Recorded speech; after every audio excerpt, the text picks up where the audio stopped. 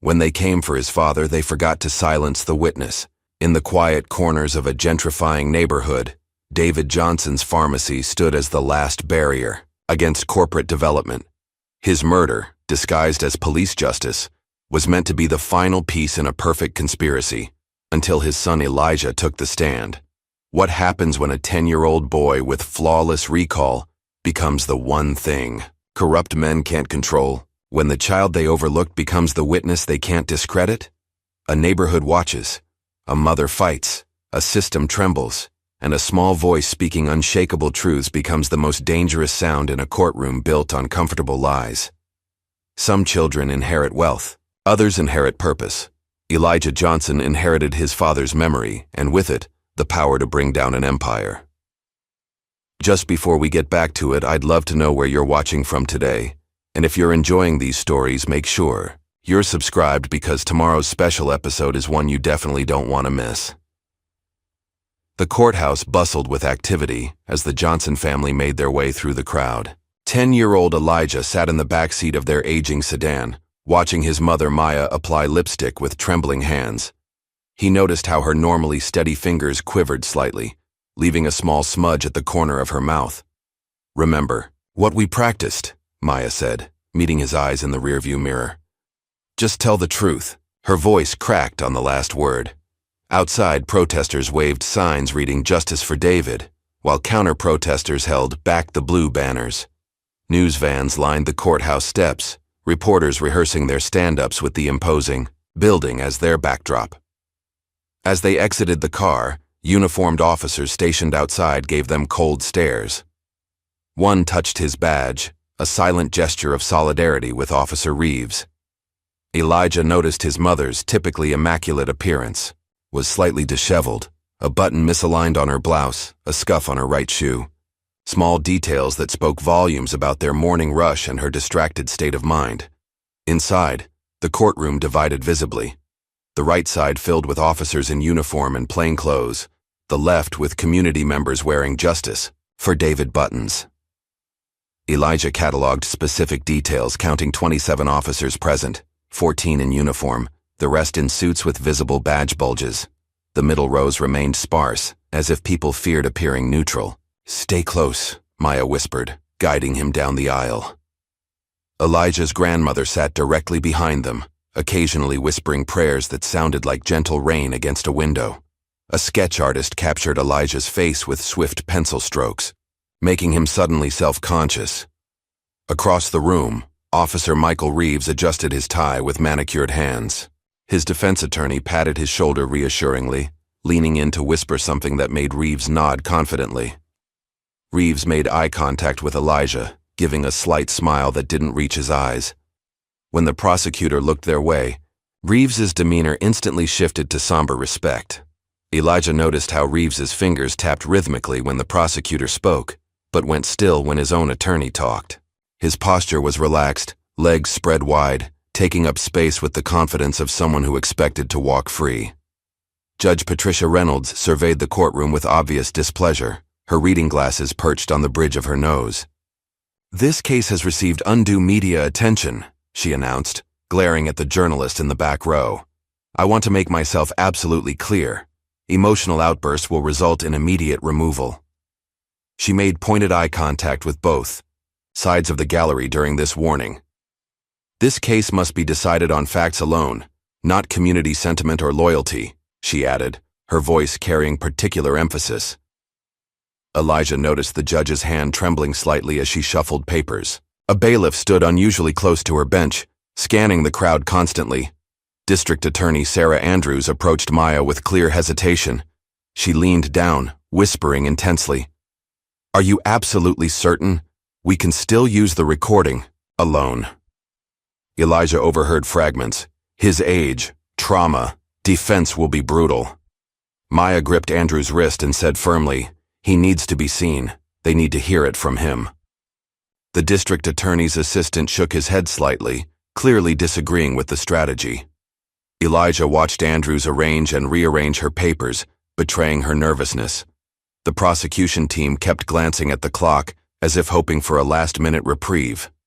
When the time came, the bailiff needed to adjust the microphone dramatically lower for Elijah. The leather chair dwarfed him, his feet dangling well above the floor. He wore his father's tie pin, a small gold mortar and pestle symbolizing the pharmacy. "Please state your name," the clerk instructed. "Elijah David Johnson," he replied, his initial response barely audible. The judge gently asked him to speak up, with unexpected kindness in her voice.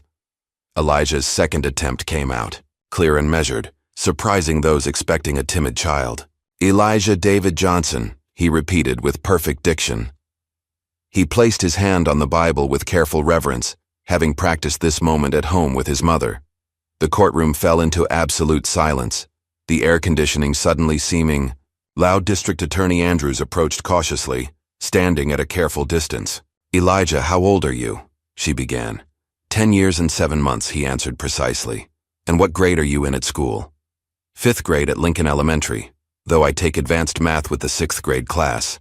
The officers shifted uncomfortably, as Elijah demonstrated exceptional recall, answering questions about dates and times with unusual precision for a child his age. Andrews gradually established his position that day, his direct line of sight into the pharmacy's back room where his father worked. Then came the critical question, after a careful build-up. "Elijah, is the person who shot your father in this courtroom today?" Time seemed to stretch as everyone held their breath. Elijah looked first at his mother, who gave an almost imperceptible "odd." The fluorescent lights buzzed overhead, uncomfortably loud in the silence. Elijah took a deep breath, sat up straighter, suddenly appearing older than his 10 years. His arm rose slowly but steadily, with no hesitation in the movement. His finger extended directly at Officer Reeves, unwavering. His voice changed, taking on his father's cadence. "He killed my daddy, but that's not all he did." The unscripted addition caught even District Attorney Andrews by surprise. Elijah's eyes never left Reeves, a child challenging a grown man without fear. The pointed finger didn't tremble, as if his father's spirit steadied his son's hand. Reeves' confident facade cracked momentarily, a flash of genuine fear crossing his face. The courtroom's energy shifted palpably, the balance of power tilting, unexpectedly. A collective gasp rippled through the courtroom. Reeves's attorney half rose, mouth open to object. An officer in the gallery involuntarily uttered, "That's a damn lie," loud enough to be heard. Someone on the community side began to clap, quickly silenced by the bailiff. Reeves' face flushed dark red, a vein pulsing visibly in his temple. He leaned to whisper urgently to his attorney, gesturing angrily. Maya covered her mouth, tears streaming silently down her face. Journalists scribbled frantically, some slipping out to break the news. The judge's gavel came down 3 times, each crack like a gunshot. "Order! I will have order in this court!" As chaos erupted, Elijah's focus narrowed to Reeves's face, specifically his eyes. The courtroom sounds faded, replaced by a high-pitched ringing in his ears. Reeves's expression of controlled rage suddenly overlapped with a memory of the same expression, months earlier. The fluorescent courthouse lights flickered momentarily, triggering a cascade of sensory memories. Elijah felt himself falling backward in time, the present dissolving around him. The judge's voice calling for order seemed to come from very far away. Colors intensified, then faded as the memory took hold. Elijah's hand was still pointing, but he was no longer fully present in the courtroom. His last conscious thought before the flashback took him. Start at the beginning. Remember everything. 6 months earlier, sunlight streamed through the windows of the modest but well-kept Johnson home. David Johnson stood in the living room, broad-shouldered with gentle hands, adjusting a child-sized tie around Elijah's neck. "A Johnson man always looks sharp for the Lord," David said with a wink. "A Johnson man always looks sharp for the Lord," Elijah mouthed along, clearly a familiar mantra between them. In the kitchen, Maya hummed gospel music while making blueberry pancakes, David's favorite. The kitchen walls were lined with Elijah's academic achievement certificates and family photos showing camping trips, graduations, and holiday gatherings. "You quiz me, Dad," Elijah requested, eyes bright with their familiar game. David smiled. All right, smart guy, what's metoprolol used for? Easy. Beta blocker for high blood pressure and chest pain, Elijah responded promptly. Atorvastatin? Lowers cholesterol. Half-life of amoxicillin? 1 to 1.5 hours, Elijah answered confidently. David ruffled his son's hair. You'd make a fine pharmacist someday. Like you and Grandpa, Elijah beamed. Maya appeared in the doorway, elegant in a tailored blue dress. Speaking of medication, she said, giving David a loving but stern look. Did you take your blood pressure pill this morning?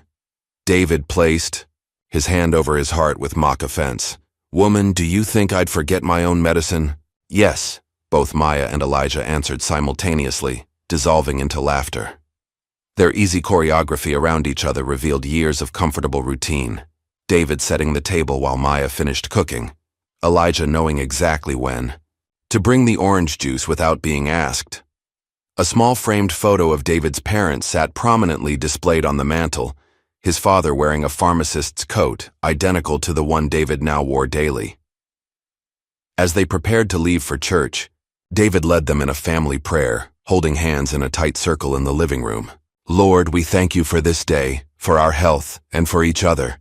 Guide us to do what's right, even when it's difficult. Amen. Amen, echoed Maya and Elijah. Later that week, Elijah sat on a stool behind the counter at Johnson Family Pharmacy, watching his father work. The pharmacy occupied a corner storefront with large windows and a hand-painted sign that had been there since his grandfather's time. Inside, vintage pharmacy fixtures blended with modern technology, preserving neighborhood history while providing up-to-date care. David greeted each customer by name, asking about specific family members and health concerns. Mrs. Taylor, how's that grandbaby doing? Still keeping you up nights? He asked an elderly woman who approached the counter. Growing like a weed, David. Doctor says he needs this medicine for his ear infection. She placed a prescription on the counter, then began counting change from her coin purse. Elijah watched as his father discreetly reduced the price when she came up short, typing something into the computer that made the total smaller. Must be a senior discount day, David said with a wink that Mrs. Taylor pretended not to notice, though her grateful smile said otherwise. The pharmacy's wall of thanks displayed cards and children's drawings from grateful community members. On Wednesdays, David maintained a small free clinic section with a volunteer doctor for those without insurance. Local teenagers worked after-school shifts, with David teaching them about business and medicine. Elijah, can you take this to your father? Asked Tanya, the pharmacy technician, handing him a stack of papers. Elijah carried them to the back office where he found his father on the phone, his expression serious. No, that price is unacceptable, David was saying firmly. My customers can't afford that increase. Either we find a compromise or I'll take my business elsewhere. After a pause, his face relaxed. That's more reasonable, thank you. Hanging up, he noticed Elijah. Negotiating with pharmaceutical representatives is an art form, son. Never accept the first offer. Elijah nodded, taking in the meticulously organized office filled with pharmacy textbooks, reference materials, and the ever-present coffee cup beside his father's reading glasses. Across town, Maya's modest law office presented a different but equally dedicated professional space. Housing rights posters and portraits of civil rights leaders adorned the walls. Maya reviewed a stack of eviction notices, identifying illegal clauses with rapid efficiency. Mrs. Washington, they can't evict you without proper notice, she explained to an elderly client. And this clause here? Completely unenforceable.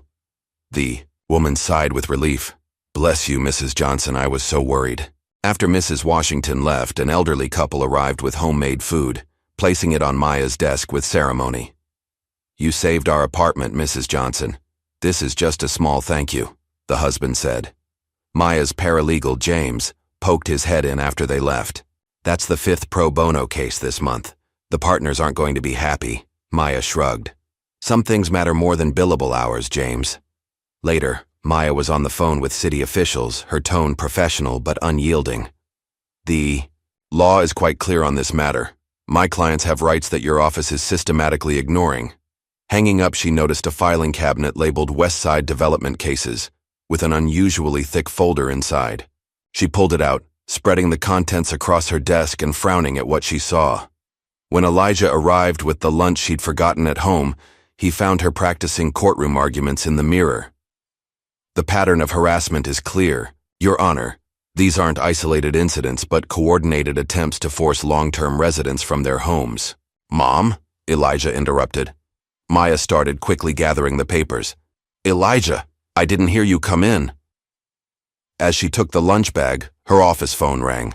She answered, her expression darkening as she listened. Quickly, she deleted the message when Elijah came closer. Wrong number, she said lightly, but Elijah noticed the tension in her shoulders. On the wall behind her desk, her law degree hung beside a faded photograph of Maya as a child, standing proudly in front of a housing project building. That evening, at dinner, Elijah demonstrated his remarkable memory, reciting his mother's entire grocery list when she realized she'd left it at home. 2 gallons of milk, bread, wheat not white, eggs, orange juice with pulp, chicken thighs on sale for $1.29 per pound in aisle 7, laundry detergent, the one in the blue bottle because Dad says the green one makes him sneeze. He continued, until Maya laughed, holding up her hands in surrender. Okay, memory champion, I believe you. David looked on proudly. That gift of yours is something special, son. In Elijah's bedroom, the walls were covered with detailed drawings of things he'd observed.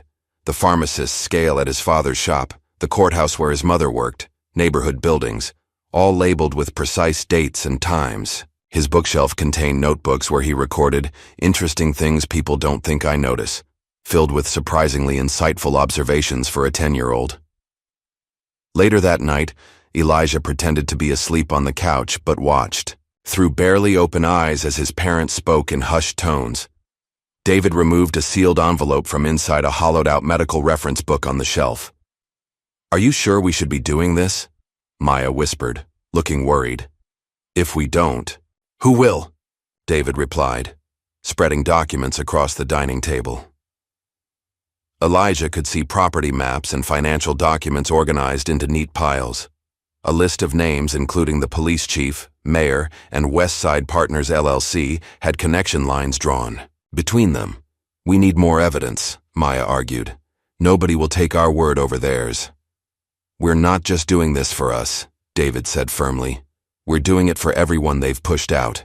Their shadows on the wall looked weary but resolute as they worked late into the night.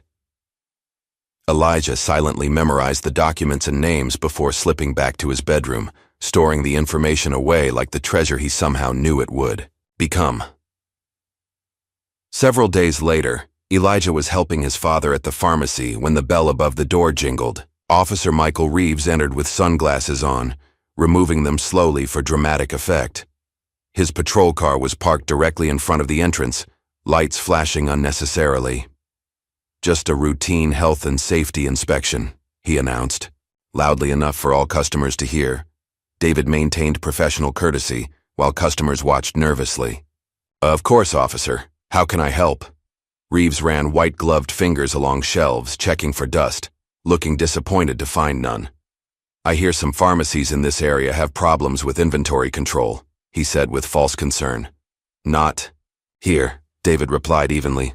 We maintain strict protocols. Reeves examined the prescription log with exaggerated scrutiny, asking pointed questions about specific customers. Elijah noticed how Reeves's right hand stayed close to his weapon throughout the inspection. You've got a nice place here, Mr. Johnson, Reeves said as he prepared to leave. Would be a shame if something happened to it. The pharmacy fell silent after his departure, customers exchanging knowing looks. David's hands trembled slightly as he returned to filling prescriptions. That evening, a glossy brochure arrived in their mail slot. West Side Revival, a 21st century community, showing glass-fronted shops and luxury apartments. The local news featured Mayor Wilson cutting a ribbon, declaring a new era of prosperity. Developer Thomas Harrison, silver-haired in an expensive suit, promised opportunities for existing businesses to upgrade. Elijah studied a before, after map included in the materials. noticing their pharmacy was replaced by a chain store in the rendering. "They can't just make us disappear," David said when Elijah pointed this out.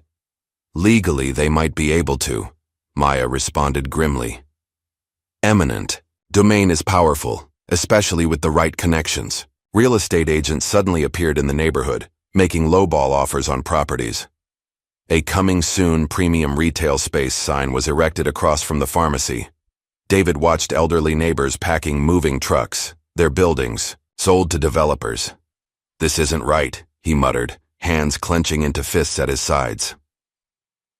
The following week, the basement of Friendship Baptist Church was filled beyond capacity with concerned residents. David stood at a podium with property values and displacement statistics projected behind him. "This isn't revitalization. It's removal," David said, his voice passionate but controlled. "They're not improving our neighborhood. They're replacing us." Maya distributed Know Your Rights pamphlets regarding eviction and eminent domain. From his position collecting comment cards, Elijah noticed Officer Reeves and two plainclothes officers standing at the back, taking notes and photographs. During a heated moment when someone suggested violent resistance, David firmly redirected. "We fight with facts and law, not force. That's how we win." After the meeting, as people filed out, Reeves approached David. "You're making powerful enemies, Mr. Johnson." "I'm just speaking the truth, Officer Reeves," David replied calmly. From the doorway, Elijah observed Reeves photographing license plates in the parking lot. The next day, Mrs. Gladys Turner, a 78-year-old neighborhood matriarch, came to the pharmacy for her arthritis medication. She waited until other customers left before leaning in close to David. "My nephew works for the city planning office. He says your name came up in a private meeting." Mrs. Turner refused to take her senior discount. "You save that money. You might need it soon." Her arthritic hands gripped David's wrist with surprising strength. "They don't play fair, never have." David asked for specifics, but Mrs. Turner shook her head. "My nephew's got kids to feed. He's said too much already." She mentioned other black-owned businesses that mysteriously faced problems after opposing development. First comes trouble with inspections, then maybe some inventory goes missing. Finally, insurance won't cover you. Her parting words stayed with David. "Your daddy stood his ground too. You got that from him." That night, David locked the pharmacy door early, sitting alone in the darkened space. When Maya and Elijah brought him dinner at midnight, they found him staring at a photo of his father in front of the same pharmacy decades earlier. "They think I'll scare easy," he told Maya quietly. "But this place isn't just a business. It's my father's legacy, our family's purpose in this community." 2 nights later, Elijah awakened to a car engine idling outside his window at 2:17 a.m. Parting his curtains carefully, he saw a sedan with tinted windows parked across the street. A figure with a professional camera and long lens was taking photos of their house. Using his father's old binoculars, Elijah made out a police radio on the dashboard. The photographer consulted what appeared to be blueprints or a property map between shots, then made a phone call, speaking animatedly while gesturing at the house. Elijah sketched the car's license plate in his bedside notebook, then crept to his parents' room, finding his father already awake and watching from another window. "Go back to bed, son. I see them," David whispered, his face grim in the moonlight. The next morning, David installed new deadbolts and security cameras while Maya called old law school friends for advice. Elijah found a small listening device beneath the porch swing, showing it silently to his father, who crushed it underfoot. "Looks like we've gotten someone's attention," David said, his voice steady despite the concern in his eyes. "From now on, we need to be extra careful. Remember everything you see, Elijah, everything you hear. It might be important someday." Elijah nodded solemnly, not yet understanding how prophetic his father's words would prove to be. The Johnson family's life changed subtly at first, then dramatically as winter turned to spring. What began as uncomfortable encounters with Officer Reeves soon evolved into something far more sinister. The morning after finding the listening device under their porch swing, Maya was pulled over while driving Elijah to school. It was the third time that week, "License and registration," demanded Officer Patrick Daniels, Reeves's partner. His hand rested casually on his holster as he leaned down to peer into the car. "What seems to be the problem, officer?" Maya asked, her lawyer's calm firmly in place despite her racing heart. "Your turn signal delayed by 0.5 seconds, he said with a smirk. "Safety hazard." Elijah sat quietly in the passenger seat, his eyes fixed on the dashboard clock. He silently counted the minutes as the officer took Maya's documents back to his patrol car. 27 minutes for a warning, just long enough to make him late for school. Again. The glove compartment now contained a dedicated notebook of every stop with officer names and badge numbers meticulously recorded in Maya's precise handwriting. What had once been an occasional annoyance had become routine harassment.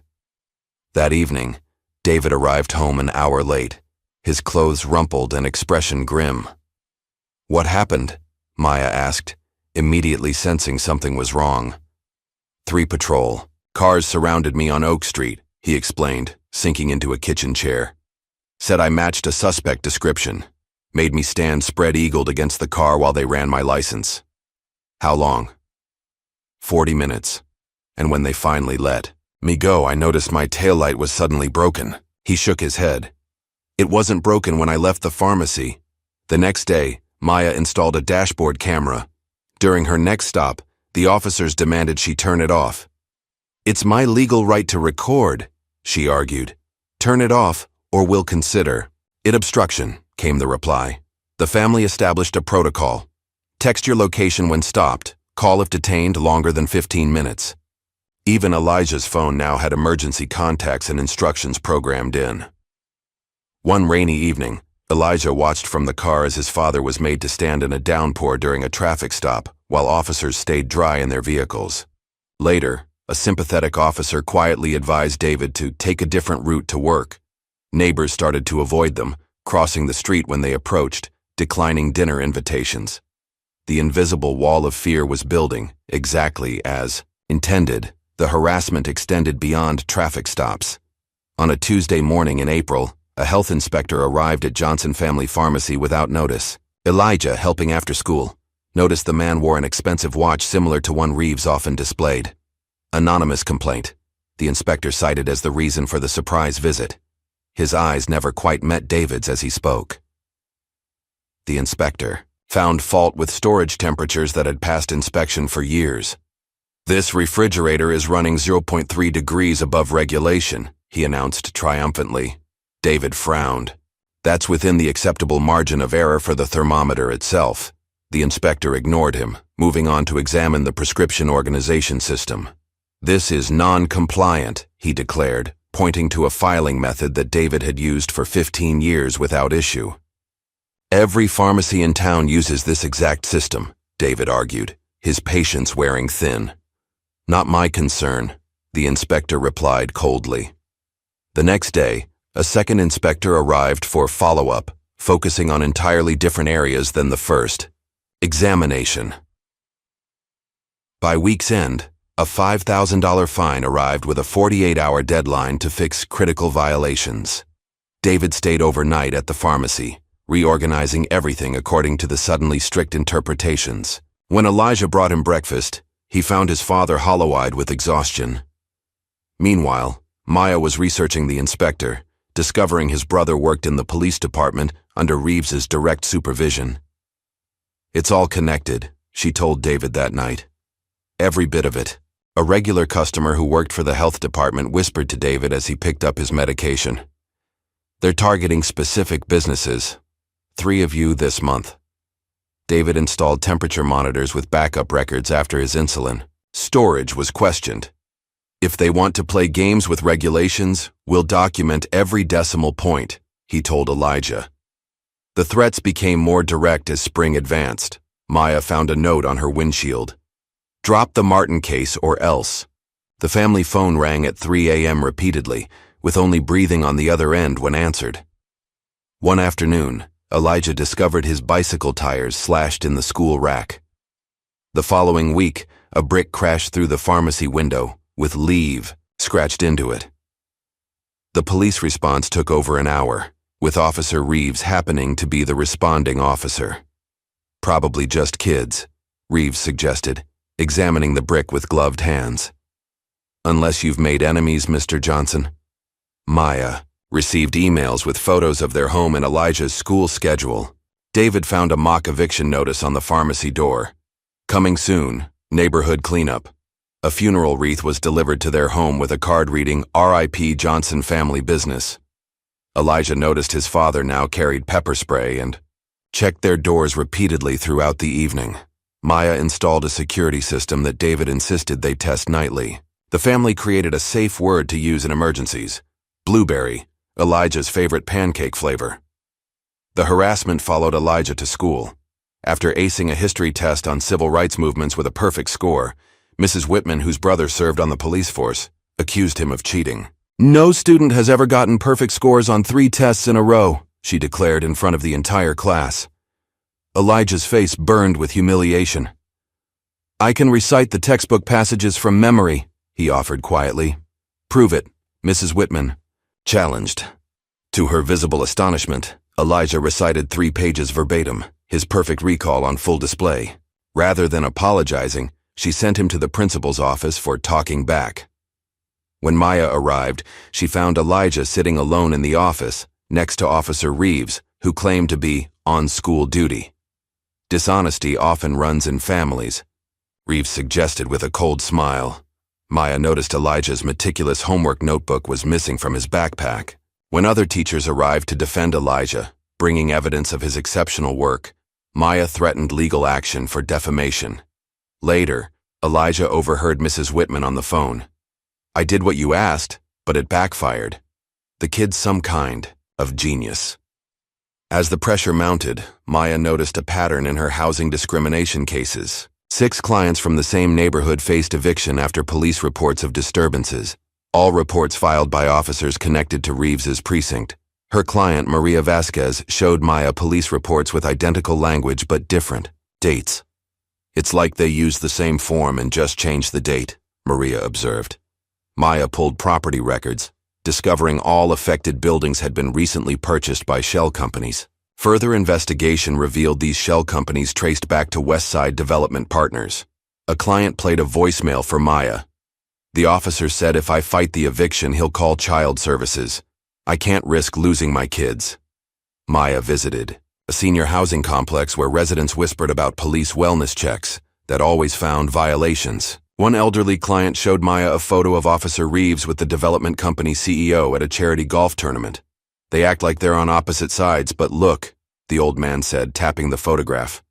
"They're buddies." Maya created a secure online database to document the pattern, accessible only with 2-factor authentication. "We need to connect all the dots," she told David. "This is bigger than just us." David began his own investigation, creating a map on the pharmacy back office wall, marking affected businesses with red pins. When completed, the pins perfectly outlined Phase 1 of the Westside Development Project. He discovered other business owners suddenly prescribed anxiety medications. Comparing notes with a restaurant owner who received health violations after 20 years of clean inspections, David found a pattern emerging. A barbershop experienced mysterious electrical problems after refusing to sell. The hardware store faced sudden tax audits and license reviews. All businesses cited used the same rotating group of inspectors. Most telling of all, businesses who sold received perfect inspection scores the month before sale, as if rewarded for compliance. "They're clearing us out systematically," David told Maya as they reviewed his findings. "First the pressure, then the offer, then more pressure until people break." The business owners began to meet secretly to share information, gathering in the back room of Johnson Pharmacy after hours. David photographed the evidence map and removed it before official pharmacy inspections, knowing it would only intensify their targeting. By early summer, the Johnsons' dining room table was covered with string-connecting photos and documents, a visual representation of the corruption they'd uncovered. Maya had created a flowchart of money from development companies to campaign contributions. Property records showed Police Chief Williams' wife purchasing investment properties before development announcements were made public. Bank statements revealed suspicious deposits to inspection officials after key business closures. A list of Police officers receiving promotions after businesses in their patrol areas closed or sold pointed to departmental involvement. Documents confirmed Officer Reeves lived in a luxury apartment owned by a development subsidiary. "It's not just a few bad officers," Maya said grimly. "The whole system is compromised." David uncovered a pharmaceutical connection. The chain pharmacy slated to replace his was owned by a company where the police chief's brother served as an executive. Elijah contributed his observations. Specific officers patrolled only development-targeted areas, while other neighborhoods saw minimal police presence. As evidence mounted, so did the danger. David installed hidden cameras throughout the pharmacy, disguised in everyday objects. He gave Elijah a voice-activated watch recorder. "Press this button twice if you see Officer Reeves," he instructed his son. "Record everything that happens."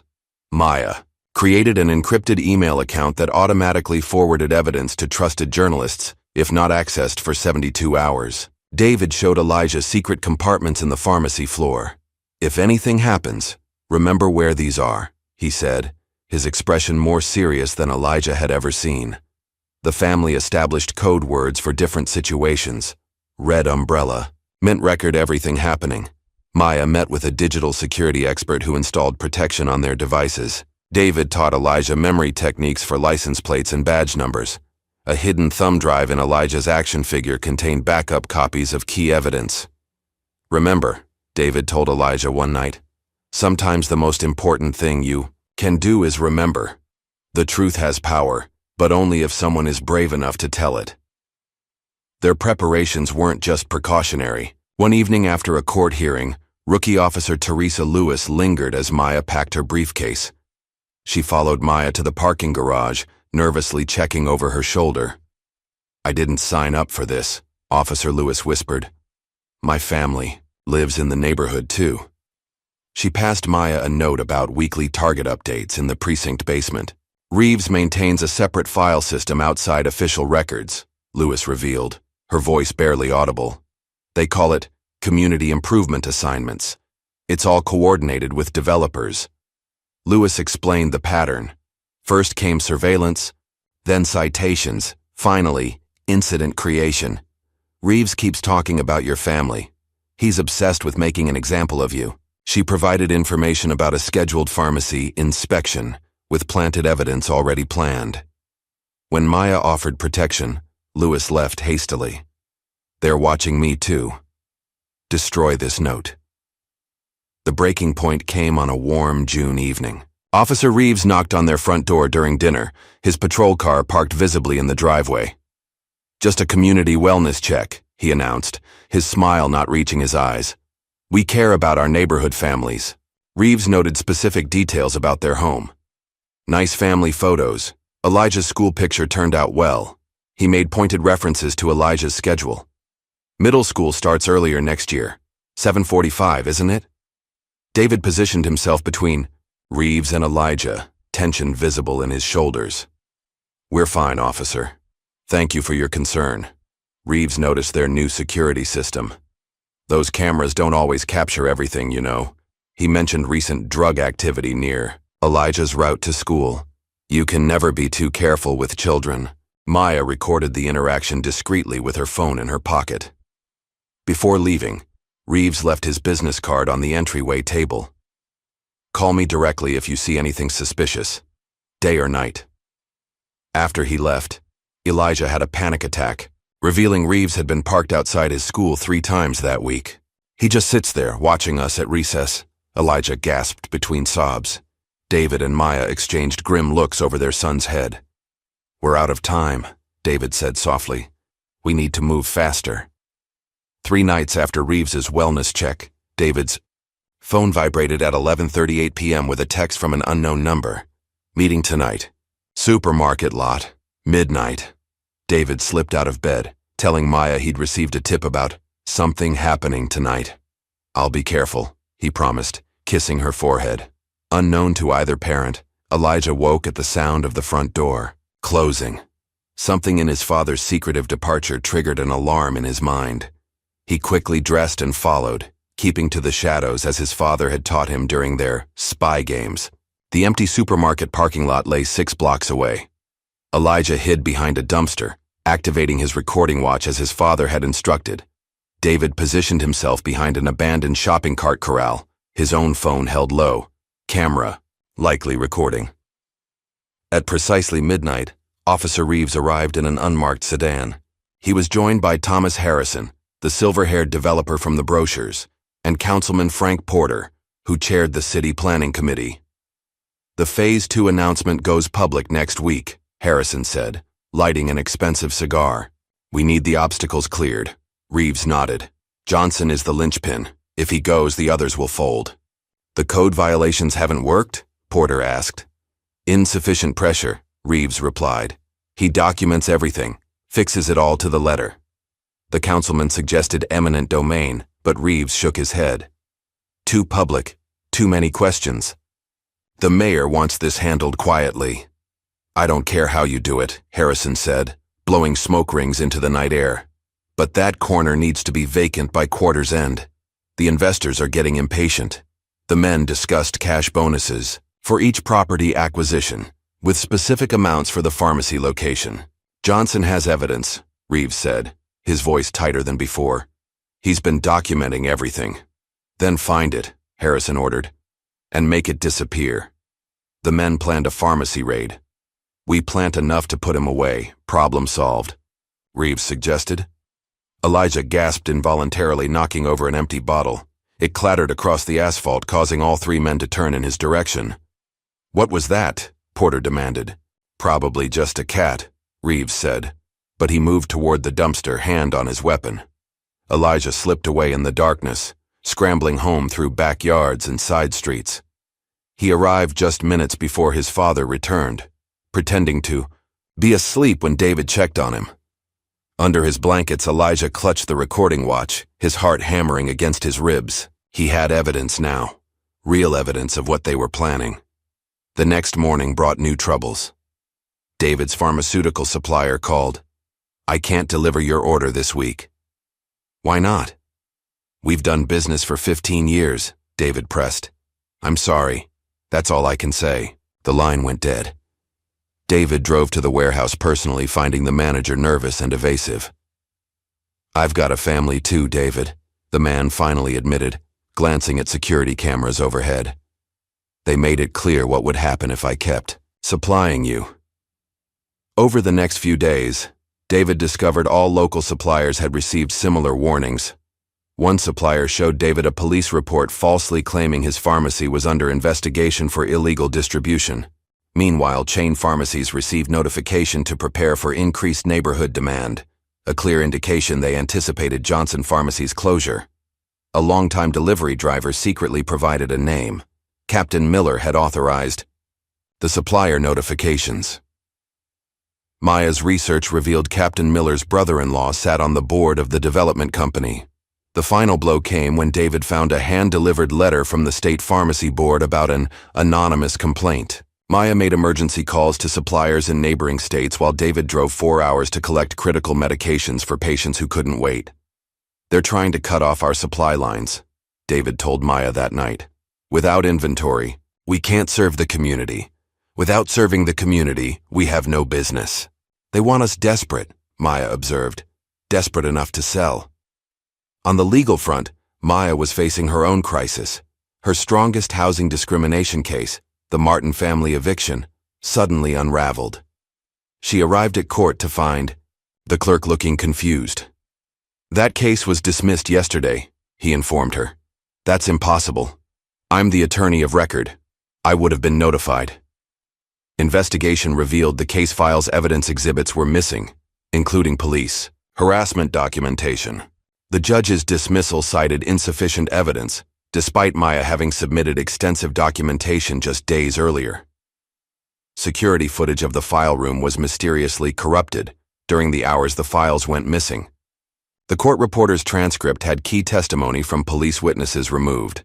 Maya's paralegal discovered 3 other housing cases similarly undermined in recent weeks, all connected to properties in the development zone.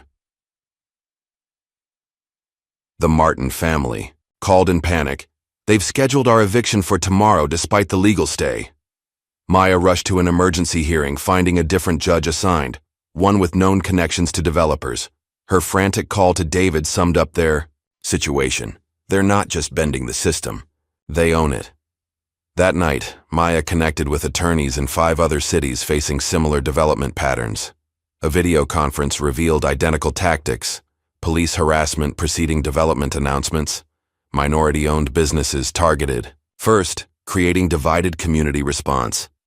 News articles from multiple cities showed the same developers operating under different names. Statistical analysis revealed a 300% increase in code violations in minority neighborhoods before development. Federal housing data showed systematic displacement patterns in gentrifying neighborhoods. Maya discovered a police training conference, sponsored by development companies, Urban Renewal Security Protocols. It's a nationwide playbook, she told David. We're not just fighting local corruption, we're fighting an established system. David found pharmacy association warnings about targeted closures of independent pharmacies in development zones. Elijah helped create a timeline showing their city following the exact pattern of 3 previous cities where Westside Development had projects. Following the money proved equally revealing. Maya traced property purchases to shell companies with obscured ownership. Financial records showed the police pension fund investing heavily in development company stock. Bank records revealed suspicious deposits to Reeves's account following business closures. Offshore accounts linked to city officials received consulting fees from developer subsidiaries. The mayor's daughter had been employed by the development company at a suspiciously high salary, despite minimal qualifications. Tax records showed property value reassessments benefiting development-friendly businesses. This isn't just corruption, said Maya's financial analyst friend after reviewing their evidence. It's organized racketeering. David found his pharmacy insurance premiums had suddenly tripled with no explanation. With mounting evidence but growing danger, David arranged to meet investigative journalist Samantha Watson in a diner 2 towns over. He chose a location without security cameras, paid cash, and used public transportation to avoid being followed. Samantha had previously exposed corruption in the police department 5 years ago, resulting in several resignations. David provided select evidence, enough to interest her, but withholding key documentation. If anything happens to me, my wife has instructions to contact you with everything else, he told her. Samantha warned that her previous police investigation had resulted in threats to her family. The department has changed leadership, but the culture remains the same. As they spoke, David noticed a suspicious man taking photos through the window. The meeting ended abruptly, with both taking elaborate routes home to ensure they weren't followed. Their caution proved warranted. 3 nights later, the pharmacy's security alarm triggered at 3:17 a.m. David and Maya rushed to the scene to find police already there. Officer Reeves happened to be patrolling nearby. The front window had been shattered, but oddly, the glass was carefully swept into a pile rather than scattered naturally. The surveillance equipment was missing, but the safe remained untouched despite being in plain view. Prescription medications were undisturbed, except for empty bottles placed in unusual positions. Evidence showed careful searching. Drawers partially open, files riffled through. David's hidden backup camera, inside the wall clock, captured images of uniformed officers searching through papers. One frame clearly showed Officer Reeves examining the wall where David's conspiracy map had been, looking disappointed. The police report described a random vandalism despite clear signs of a targeted search. The insurance adjuster suggested the claim might be denied due to suspicious circumstances. When they were finally allowed back inside, David found a small police badge pin deliberately left on his desk, a calling card. "They're looking for our evidence," he told Maya as they drove home. "They know we have something." Maya had her own disturbing news. Officer Lewis, who had promised to provide additional evidence, missed their scheduled meeting. Lewis's partner claimed she had called in sick, looking uncomfortable with the question. Maya drove past Lewis's house, seeing her car but getting no response to knocks. 3 days later, Lewis was discovered beaten in an alley near the precinct. Titur. Official report claimed she had interrupted a robbery, despite nothing being stolen. Maya visited Lewis in the hospital, finding the door guarded by 2 officers from Reeves's unit. Louis turned away when seeing Maya. "I have nothing to say to you." After Maya left, Louis's hospital roommate called Maya from a payphone. "Officers visited repeatedly before you came. One of them, Reeves I think his name was, told her that her children were being watched at school." Maya noticed Louis had requested a transfer to another city. The message was clear: help the Johnsons and suffer the consequences. That night, with Elijah supposedly asleep, Maya and David argued intensely in the kitchen. "We need to take Elijah and leave. Tonight. Go to my sisters in Atlanta," Maya insisted. "If we run, they win," David countered. "Everything we've built, everything my father built, gone. I'd rather have a living husband than a dead hero. They're not playing games anymore." Elijah sat on the staircase recording the argument, his face streaked with tears. "What message does running send to Elijah? That we abandon our community? When things get tough," David demanded. Maya threw a stack of threatening letters across the kitchen table. "What message does your death send? Because that's where this is heading." Her next word stopped both David and the eavesdropping Elijah cold. "And it's not just about us anymore," she said, her voice breaking. "I'm pregnant, David. 8 weeks." David's expression softened. He wrapped his arms around Maya, resting his chin on her head. "All the more reason to stand our ground. What kind of world will they be born into if we don't?" After a long silence, Maya offered a tearful ultimatum. 3 more days. If we don't have enough to take to the FBI by then, we leave." David nodded. 3 days. Elijah slipped back to bed before being discovered, lying awake planning his own evidence collection. His father's words echoed in his mind. Remember everything. The next night, Elijah found his father in the pharmacy office at midnight, carefully organizing documents. David was startled, but then invited him in. "I suppose, you should know this too." He showed Elijah a map of secure locations where evidence copies were hidden. "If anything happens to me, people need to know the truth. All of it." David placed USB drives in waterproof containers, sealing them carefully. He taught Elijah a specific email protocol to activate if David didn't enter a weekly code.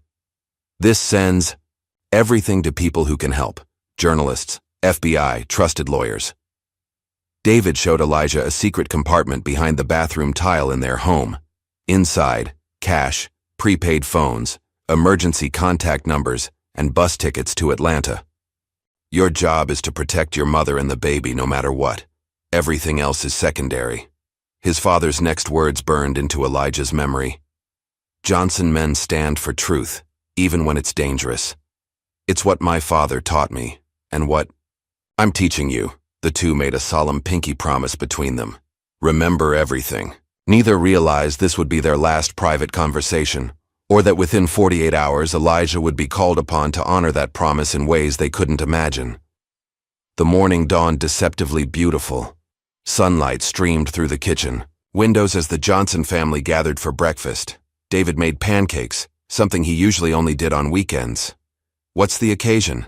Maya asked, eyebrow raised as she accepted a plate stacked high with blueberry pancakes. "No occasion," David replied, though his smile didn't quite reach his eyes. "Just thought we could use something special today." Elijah noticed his father's unusual attentiveness, the way he asked detailed questions about Elijah's science project, his careful attention to Maya's schedule for the day, the extra tight hug before Elijah left for school. "Be good, son," David said, holding on a moment longer than usual. "I'm so proud of the man you're becoming." Later, Elijah would replay this moment in his mind 1,000 times. The way his father stood in the doorway, watching him walk to school until he turned the corner. It was the last time he would see his father alive. At 2:14 p.m., a woman in her mid-40s entered Johnson Family Pharmacy. She wore large sunglasses despite the cloudy day outside, nervously checking the street before approaching the counter. "I need to speak with David Johnson," she said, her voice pitched slightly too loud. Tanya, the pharmacy technician, gestured toward David in the back. "He's right over there, ma'am." The woman, Jennifer Baker, according to the pharmacy's security camera footage, approached David. claiming to need non-prescription medication for allergies. When the technician turned away, she slipped an envelope across the counter. David's face changed upon seeing the contents, shock followed by grim determination. He immediately took her to the small consulting room used for private patient discussions. Their conversation lasted exactly 7 minutes, though no audio was recorded. When David emerged, his face was pale. He immediately called Maya, their conversation brief and urgent. Jennifer left through the back door, David locking it behind her. Tanya later reported seeing David empty the register into an envelope, adding his own cash. "If anyone asks, she had a medical emergency and left," he instructed the staff. A USB drive was visible in David's hand after the meeting. He quickly secured it in the hidden office safe before returning to fill prescriptions, though his mind seemed elsewhere. At the courthouse across town, Maya was filing emergency injunctions for multiple clients when a clerk passed her a note. "Anonymous call. Go to pharmacy immediately." Maya tried to reach David, her calls going straight to voicemail. Her texts showed as delivered but unread. The pharmacy landline returned only a busy signal despite having multiple lines. Growing increasingly anxious, Maya called Elijah's school to make sure he was safe, requesting he stay in the after-school program. Her paralegal reported police scanner chatter about a situation at Johnson Pharmacy. Maya ran red lights driving across town, her hands shaking on the steering wheel. She noticed multiple police vehicles heading in the same direction, using emergency lights without sirens, an unusual combination that heightened her dread. She called their trusted neighbor, Mrs. Turner. "Margaret, can you see what's happening at the pharmacy? David's not answering." The elderly woman's breathless response sent ice through Maya's veins. "There are police everywhere. Something's wrong, child." Meanwhile, in math class, Elijah doubled. Over with sudden intense stomach pain, the school nurse found no fever, but suggested anxiety might be the cause. "Has anything been bothering you lately, Elijah?" she asked gently. Elijah didn't answer. The classroom clock showed 2:22 p.m. when an overwhelming sense of dread washed over him. His father's words echoed in his mind. "Sometimes your body knows things before your mind does." "I need to leave," Elijah insisted suddenly. "My dad needs me." "Something's wrong." His teacher refused, citing school policy about parental permission. As Elijah's behavior grew more agitated, the school counselor was called in. "Your father is fine," the counselor assured him. "Let's talk about what's really bothering you." But Elijah knew something was terribly wrong. When the fire alarm sounded for a scheduled drill, he seized his opportunity. In the confusion of students lining up, he slipped away unnoticed. Taking shortcuts through neighborhood backyards, Elijah ran at full speed toward the pharmacy, activating his recording watch as his father had taught him. His heart pounded against his ribs as he neared the familiar storefront, now surrounded by police vehicles. Inside the pharmacy, David had been filling prescriptions when the door chime announced new arrivals. Officer Reeves entered with 2 plainclothes officers, blocking both the front entrance and the path to the back door. "We received an anonymous tip about illegal prescription sales," Reeves announced, his voice carrying through the store. David maintained his composure. "My attorney should be present for any inspection." "This isn't an inspection," Reeves replied coldly. "It's a raid. We have cause to believe you're dealing." The plainclothes officers began clearing the pharmacy of customers and staff despite protests. Security cameras captured Reeves directing officers to specific areas, carefully avoiding David's hidden cameras. "I'd like to call my attorney," David repeated, reaching for the phone on the counter. "That can wait," Reeves responded, producing a search warrant with suspiciously broad parameters.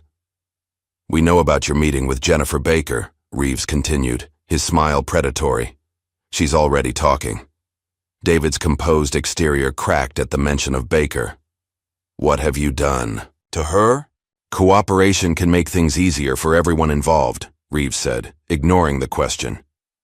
The officers searched the stockroom with unusual precision, going directly to specific shelves as if they already knew what they were looking for. One officer discovered an unmarked bottle behind legitimate medication. "Looks like illegal opioids to me," Reeves said theatrically, holding up the bottle. "That's impossible," David protested. "I inventory everything personally." A second officer found an envelope of cash in an unusual location, the exact amount missing from the register plus David's personal funds. "This is being planted." David's voice rose with frustration. "Check my security footage." As if on cue, an officer accidentally damaged the visible security cameras during the search.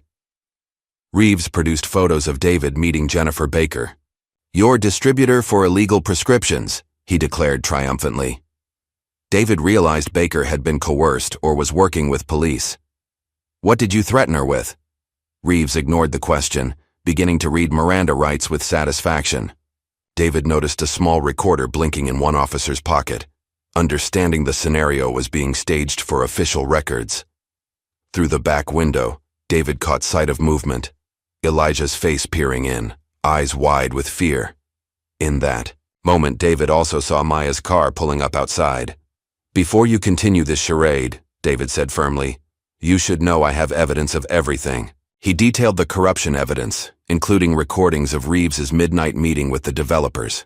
"It all gets released automatically unless I enter a code tonight. Even if you arrest me." David reached slowly toward his phone. "I'm calling my attorney now, as is my right." Reeves glanced at the other officers, silent communication passing between them. The atmosphere in the room shifted perceptibly. "It's over, Reeves," David continued. "The FBI gets everything tomorrow morning." As David's hand moved toward his phone on the counter, Reeves's face transformed from confidence to cornered rage. Making eye contact with Elijah through the back window, David gave a subtle headshake, warning his son to stay hidden. It was his final act of protection. Maya reached the pharmacy front door just as David retrieved his phone. Through the glass, she saw Reeves's hand move to his weapon. "Gun!" Reeves shouted, despite the phone clearly visible in David's hand. 2 shots exploded in the small space, the sound momentarily deafening. David's expression registered shock rather than pain as he looked down at the spreading red stain on his white pharmacy coat. His last words were captured on his hidden recording. "Maya, Elijah, remember." From Elijah's perspective through the window, his father fell in slow motion, collapsing behind the counter. Maya's scream from the front of the store pierced the air as she broke through the door.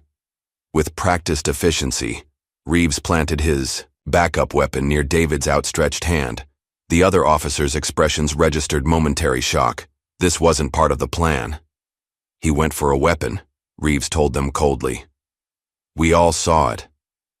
Frozen outside the window, Elijah pressed, his hand against the glass unnoticed in the chaos. His watch recorder captured every sound, his eyes documenting every visual detail with the perfect recall that had once been a source of family pride. Maya fought to reach David, officers restraining her. "That's my husband." "This is a crime scene. Now." Reeves blocked her path. Elijah registered critical details. No weapon near his father until after the shooting. The response times: shooting at 2:47 p.m., backup arriving at 2:49 p.m., paramedics not until 3:05 p.m. He heard Reeves on the radio.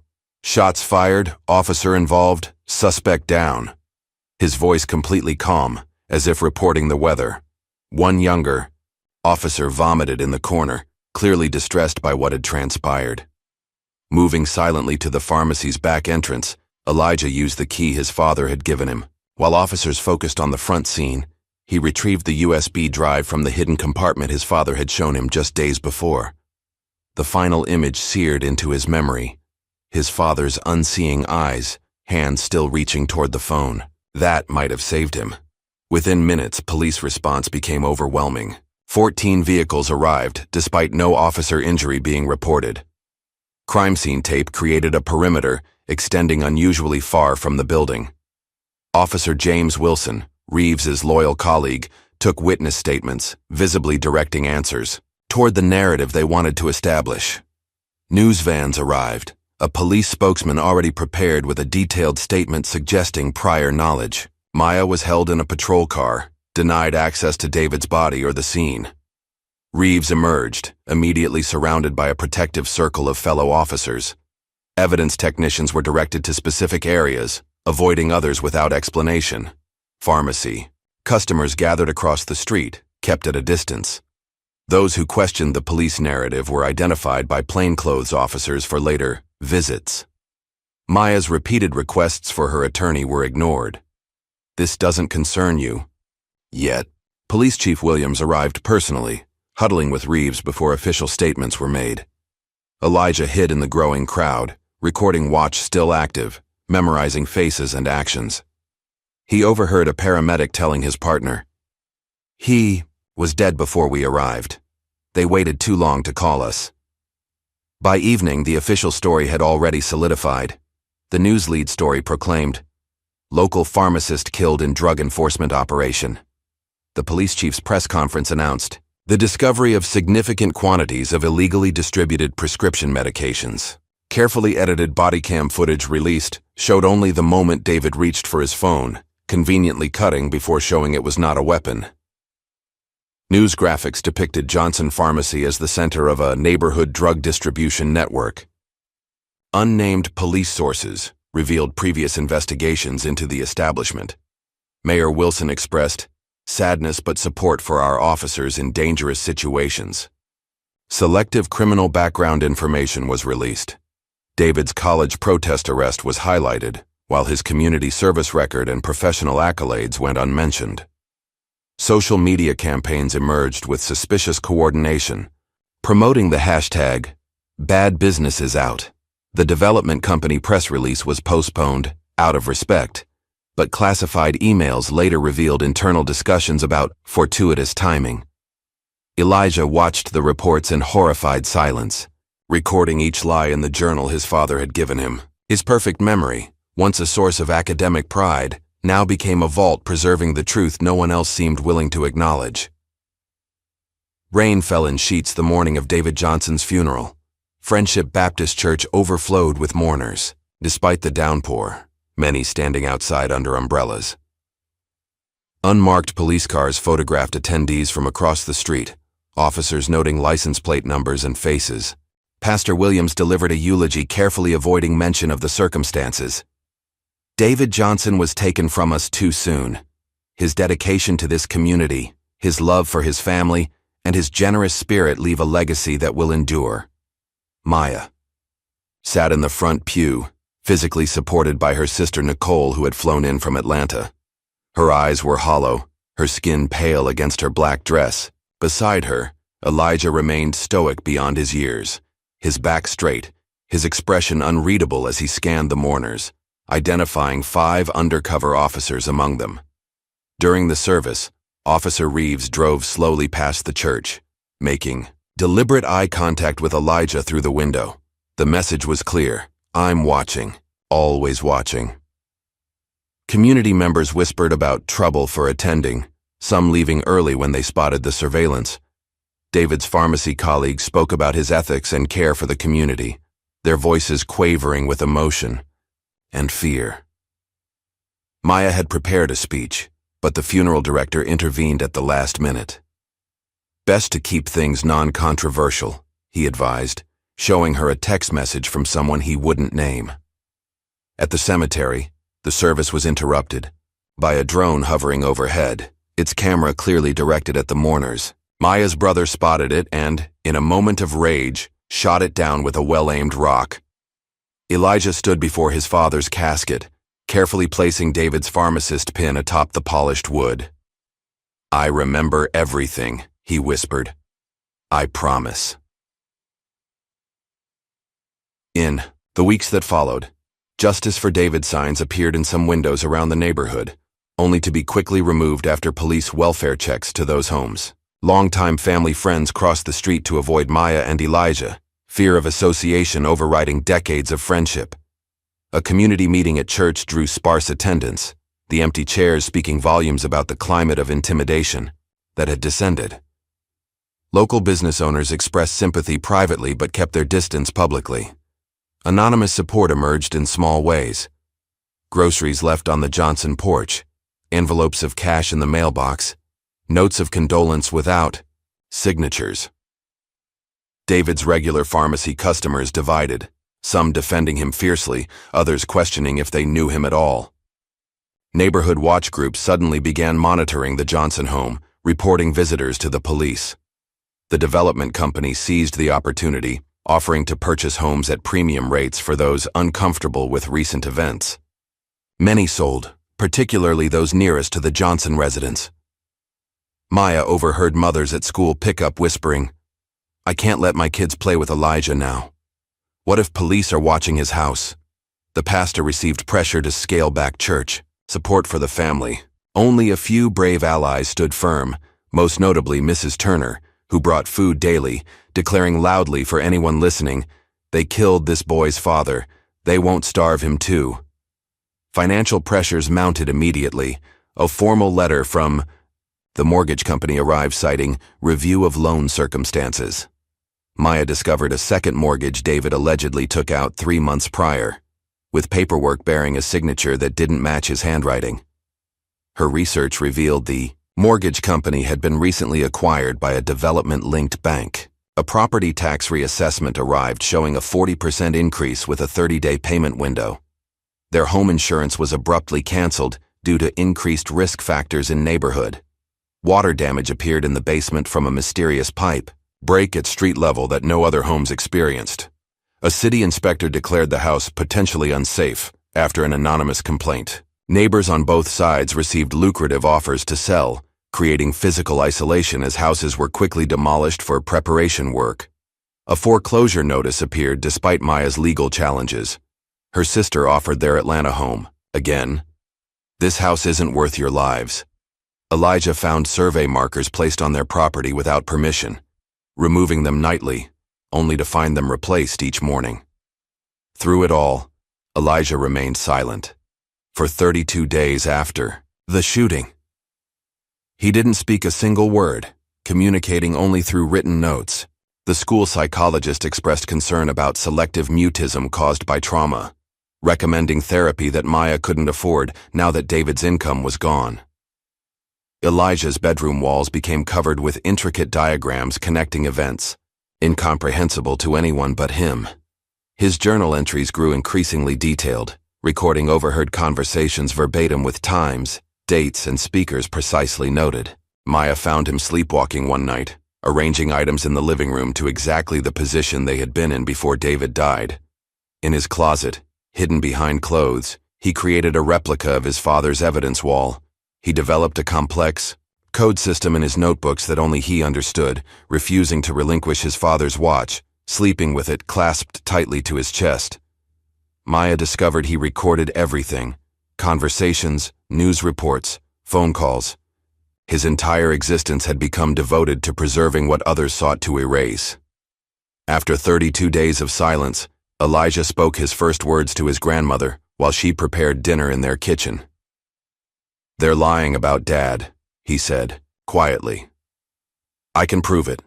His teachers reported he wrote obsessively during class, filling notebook after notebook with his precise handwriting.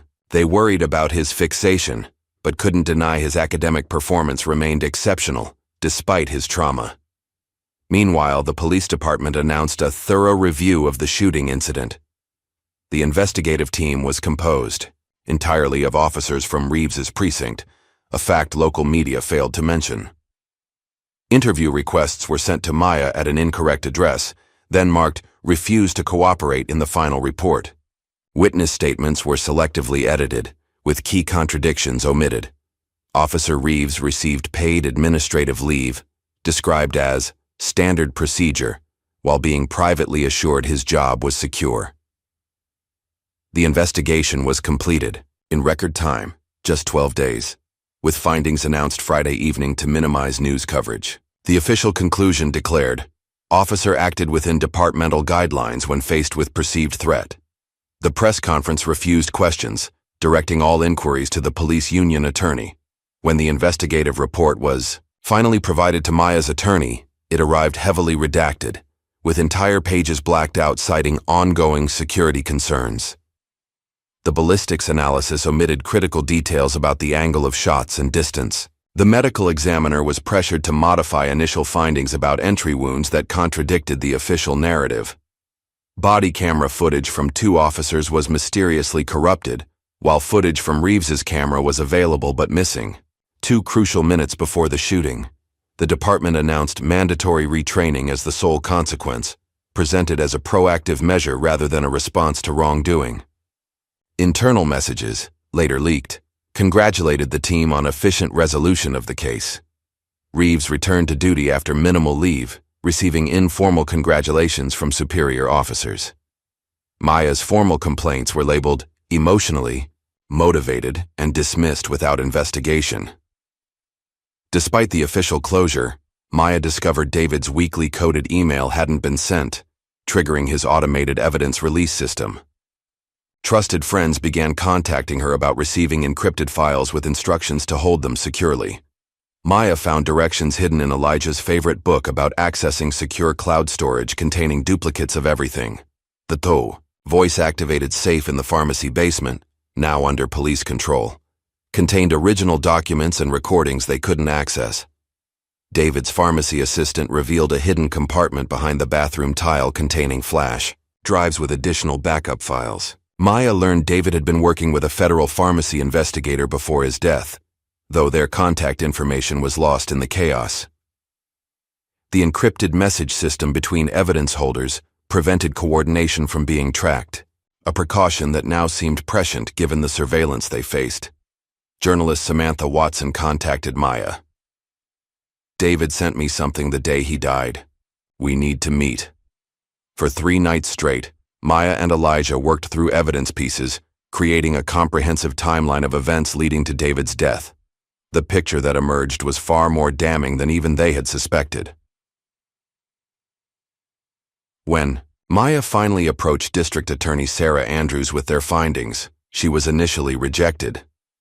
"The case is closed," Andrews informed her coldly. Only after public pressure from community activists did Andrews finally agree to a brief appointment. Even then, she remained dismissive until presented with the recording of Reeves's midnight meeting with the developers. "This isn't sufficient," Andrews argued. "It's circumstantial and could be manipulated." Maya revealed David's pharmaceutical board contact had been investigating Reeves's brother for prescription fraud, creating a powerful motive beyond the development project. Andrews' interest visibly increased. "If your husband had this evidence, why didn't he bring it forward sooner?" Maya showed Andrews the threats, surveillance photos, and information about Officer Lewis's beating. As Andrews reviewed David's autopsy photos, she noticed discrepancies with the official report that couldn't be easily explained away. "The department has significant influence with the judiciary and mayor's office," Andrews admitted privately. "Building a case would be challenging." After Maya left, a security camera captured Andrews making a secure call to a Department of Justice contact, photographing key evidence with her personal phone. Meanwhile, Samantha Watson published a carefully worded article questioning the timeline of the pharmacy raid. Without making direct accusations, she highlighted inconsistencies in official statements that even casual readers could recognize. Public records requests revealed an unusual pattern of business closures preceding development announcements. Watson connected David's case to similar incidents in nearby counties, suggesting a systematic approach rather than isolated events. An anonymous source, likely Andrews, provided Watson with a partial ballistics report contradicting official findings. The social media landscape began to shift, with what happened to David Johnson trending locally. Watson faced immediate repercussions: a home break-in where nothing was stolen, threatening messages left on her car, obvious surveillance as she conducted interviews. Her editor received pressure from major advertisers to reassign her to different stories. Undeterred, Watson created a podcast series examining gentrification enforcement patterns nationally, using David's case as a central example. Without making unprovable allegations, the police union demanded a retraction, threatening a defamation lawsuit that never materialized. Watson arranged to meet Elijah at the public library, recording his methodical timeline of events. His precision and recall stunned the experienced journalist. "You saw everything, didn't you?" she asked gently. Elijah nodded. "I was at the back window. I saw Officer Reeves shoot my dad when he was just holding his phone. Then he put a gun near him afterward." "Would you be willing to say that publicly?" Watson asked. "Mom says it's too dangerous," Elijah replied. But Dad always said the truth has power. I think he'd want me to tell it. That night, Elijah found Maya crying over the foreclosure notice at the kitchen table. The bank had accelerated the process, giving them 30 days to vacate the property. Dad said if anything happened, I have to remember everything. Elijah told her, his voice steady. I do remember, Mom. All of it. He showed Maya his coded journals, meticulously documenting months of harassment leading to the shooting. I saw everything through the pharmacy window, he confessed. I recorded it, too. Maya's initial reaction was fear. The court will be brutal to you, you're just a child. Elijah played the recording from his watch, Reeves clearly saying he went for a weapon after the shooting. The audio captured the distinctive sound of something being placed on the floor after David fell. Dad always said we have to stand up, for what's right, even when it's hard, Elijah insisted. That night, Maya made a call to District Attorney Andrews' home. My son was there, she said without preamble. He saw everything. Later, alone in his room, Elijah practiced his testimony in the mirror, his father's watch still on his wrist, the red recording light blinking steadily. I will remember everything, he promised his reflection. I will say everything. He didn't know that his words would soon stun a courtroom, or that his father's meticulous planning would ultimately bring down not just Officer Reeves, but an entire system of corruption. He only knew that remembering was the task he'd been given, and no matter how painful those memories, he would not fail. The wheels of justice turned slowly at first, then with unexpected speed. 3 weeks after Maya's call to District Attorney Andrews, a grand jury was convened in secret. Elijah and Maya arrived at the courthouse through an underground garage to avoid media attention, a precaution that proved necessary when news of the proceedings leaked later that day. Grand jury members visibly reacted when Elijah entered the room. Shock at his youth mingled with skepticism that a child could provide reliable testimony in such a serious case. District Attorney Andrews presented only the strongest evidence. Elijah's recording, witness testimony contradicting the official police report, and financial connections between Reeves and the development company. Andrews limited Elijah's testimony to 15 carefully crafted questions, each answered with a precision and clarity that belied his 10 years. The grand jury foreman, a middle-aged schoolteacher named Robert Walsh, visibly fought emotions during Elijah's account of watching his father fall. And what did you see Officer Reeves do immediately after your father fell? Andrews asked. He took a gun from his ankle holster and placed it next to my dad's hand, Elijah replied without hesitation. Then he said into his radio, "Suspect down." Went for a weapon, but Dad only had his phone. Deliberation took just 90 minutes, unusually quick for such a case involving a police officer. The indictment came down on second-degree murder charges, with lesser charges for evidence tampering and corruption. Judge Harold Simmons sealed the transcripts, officially, to protect the minor witness, though this also preserved surprise elements for trial. Police union representatives who had assured Reeves no charges would ever be filed stood stunned at the announcement. A media frenzy erupted. News crews camped outside the Johnson home, forcing Maya to install privacy screens on their windows. Elijah watched the indictment announcement on television, showing no emotion but writing extensively in his journal. The police response was immediate and overwhelming.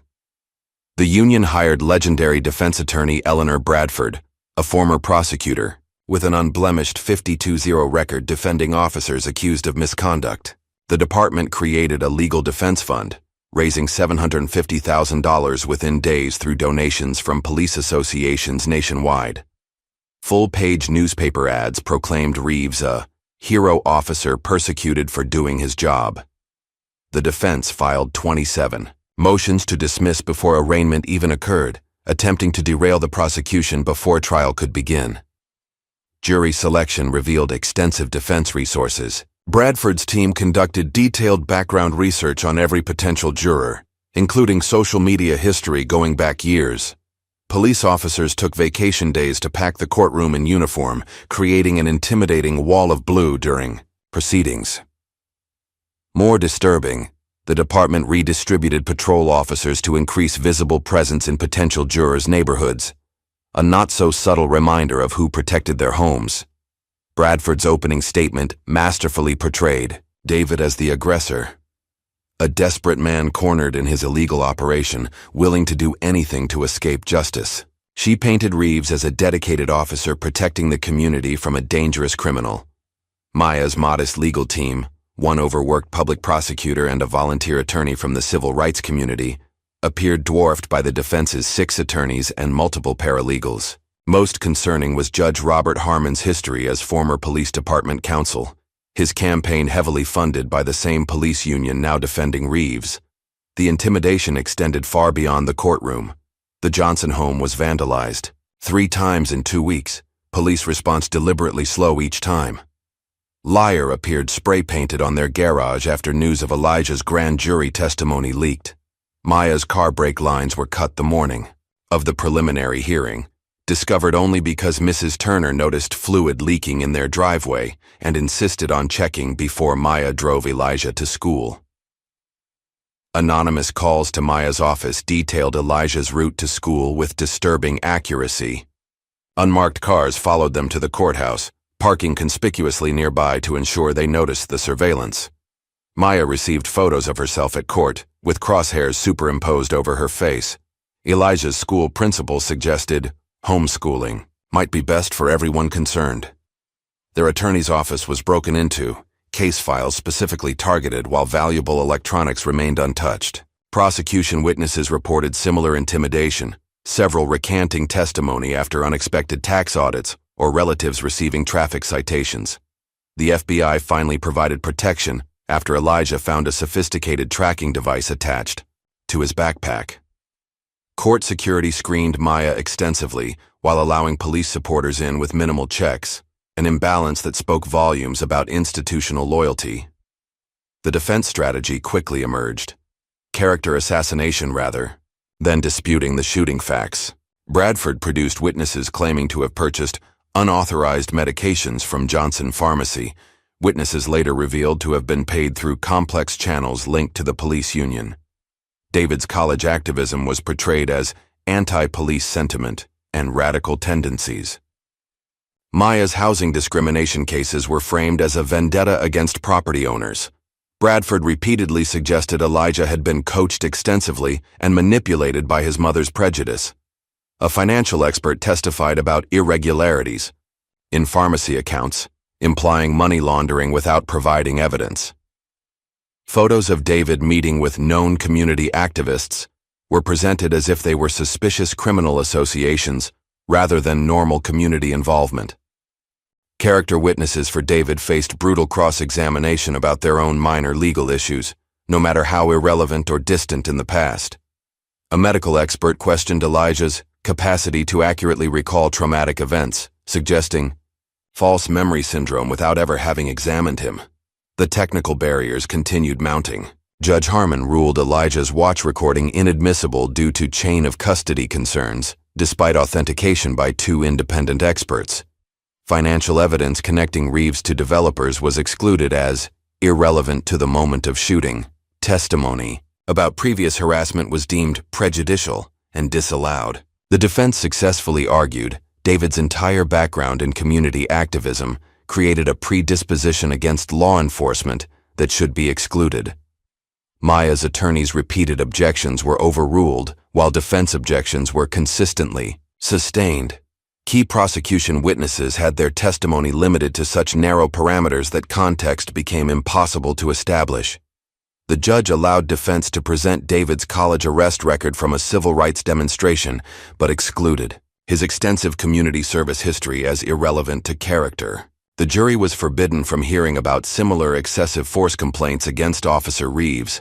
Forensic evidence about weapon placement after shooting was excluded on procedural grounds, despite clear fingerprint evidence contradicting the official narrative.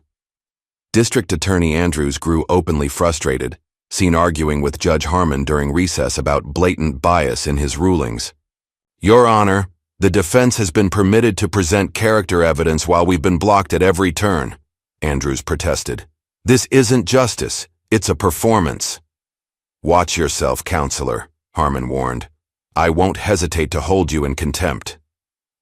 Just when the prosecution seemed completely hamstrung, Andrews played her final card, calling Jennifer Baker, the nervous woman from the pharmacy, as a surprise witness.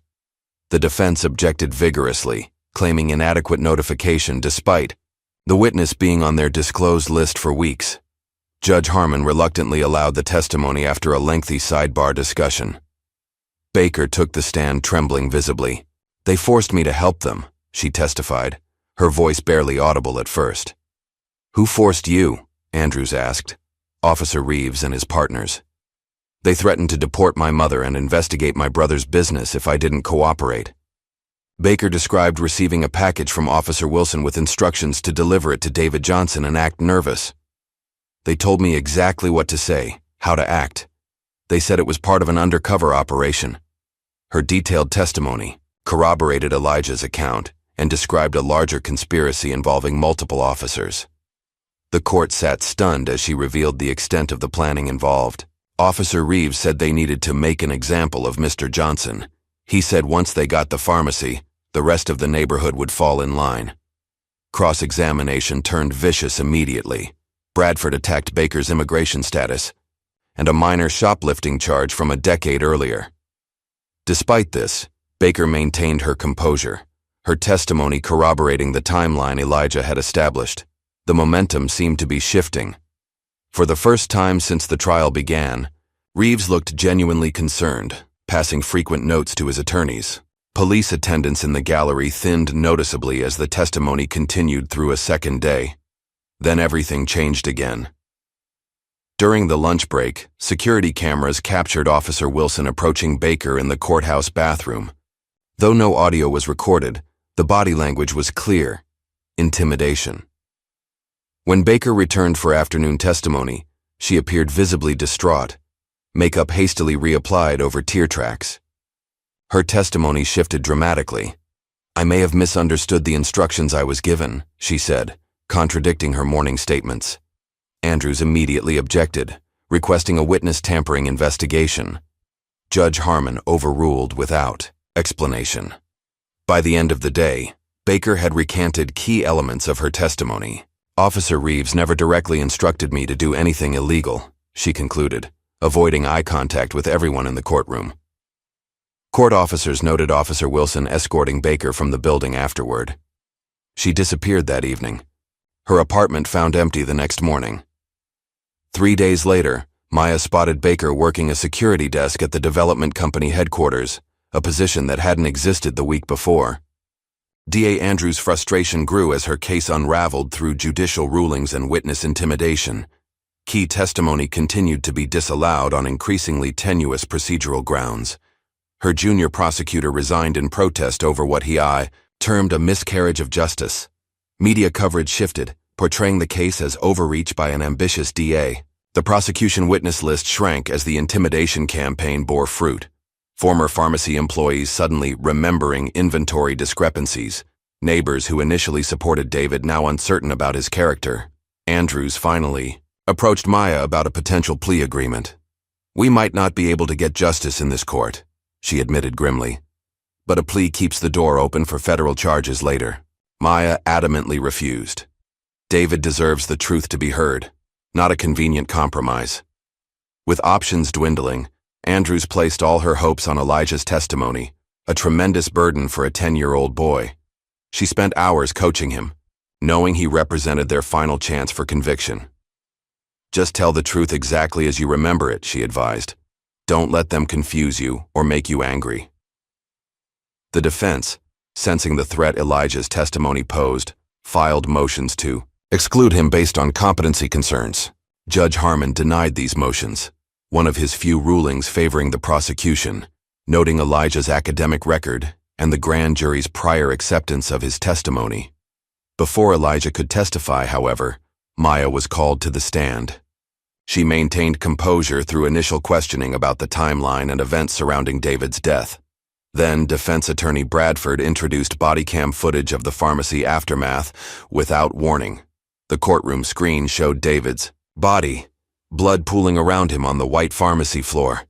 Maya gasped, gripping the witness stand so tightly her knuckles whitened. "Mrs. Johnson, isn't it true you immediately accused these officers without knowing what happened?" Bradford asked as the footage played on repeat. I knew my husband wasn't a drug dealer, Maya answered, her voice strained. Bradford forced her to watch the footage repeatedly, questioning her about obstruction of officers at the scene. Each viewing seemed to physically pain Maya, who struggled to maintain her composure. The final breakdown came when Bradford asked, "If you were so concerned about threats, why didn't you protect your husband better?" "They murdered him," Maya shouted through tears. "They hunted him for months and murdered him." Judge Harmon immediately ordered her testimony stricken, instructing the jury to disregard the emotional outburst. Maya was helped from the courtroom by her sister, passing Elijah, who watched with steely determination. In the bathroom, Maya sobbed uncontrollably as her sister tried to comfort her. "I've failed him," she whispered. "I've failed David." The door opened, and Elijah entered, ignoring his aunt's protest that this was the women's restroom.